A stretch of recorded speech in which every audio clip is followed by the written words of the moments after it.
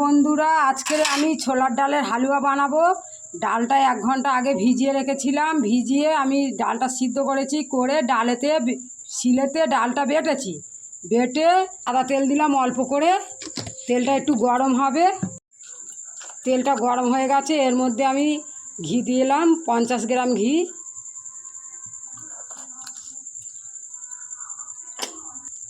এর মধ্যে দেব তেজপাতা,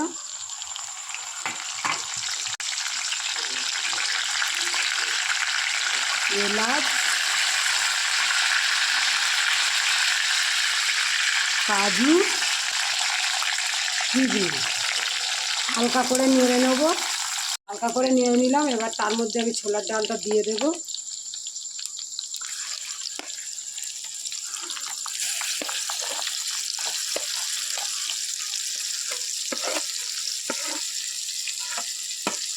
ছোলার ডালটা দিয়ে দিলাম। এটা এবারে গ্যাসটা কমিয়ে দিলাম। এটা এবার নাড়তেই থাকতে হবে, নাড়তেই হবে। এটা নাড়তেই হবে, নাহলে তলায় বসে যাবে। বন্ধুরা, ভালো করে দেখে নাও কীভাবে আমি হালুয়াটা বানাচ্ছি। না নাড়লে কিন্তু তলাতে বসে যাবে ডাল বাটাটা।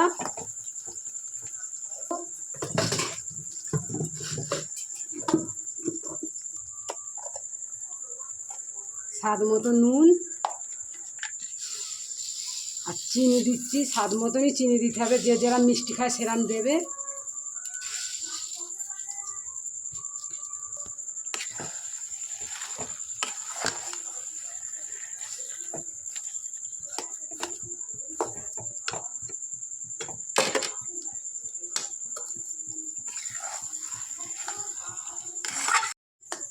হালুয়াটা বাদামি কালার মতন হয়ে এসছে। ভালো করে নেড়ে চেড়ে দেবো। এটা কিন্তু সবসময় নাড়তে হবে, নাহলে তলায় বসে যাবে।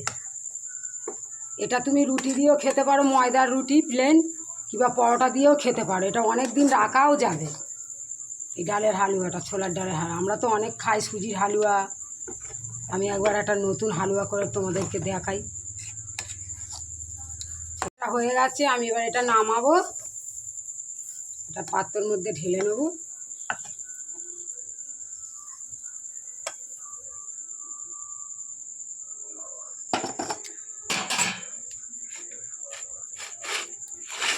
এর বরফিও বানাতে পারো। আমি হালুয়া বানিয়েছি ছোলার ডালের, তোমরা বরফিও বানাতে পারো এইভাবে।